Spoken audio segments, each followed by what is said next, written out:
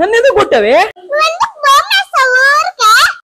చూస్తే క్లైమేట్ చూడండి ఒకసారి ఎలా అయిపోయిందో. ఉన్నట్టుండి మొత్తం మబ్బులు పట్టేసాయి అనమాట. నాకైతే చాలా హ్యాపీ అనిపించింది. మబ్బులు పడితే నాకెందుకు హ్యాపీ అని అనుకుంటున్నారా? చెప్తా. మనకున్న బద్ధకం గురించి మీ అందరికీ తెలిసిందే కదా. నాగుల చవితి రోజు పుట్టదాకా ఎవరు పోతారని చెప్పి అమెజాన్ లో పంపిల్లని తెచ్చి మరి నాగుల చవితి చేశారా. కానీ అలాంటిది స్కూటీ కొన్న తర్వాత దాన్ని మెయింటైన్ చేయాలి, వాటర్ సర్వీస్ చేయాలంటే మన వల్ల అయ్యే పనులు కాదు. కొన్న రోజు నుంచి ఇప్పుడు తొడలేదన్నమాట. అందుకే వర్షం పడుతుంటే తీసుకెళ్లి వర్షంలో పెట్టేశాను.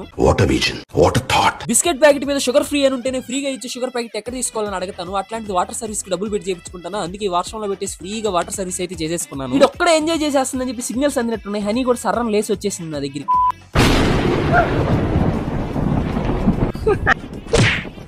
నన్ను ఎందుకు కొట్టావే?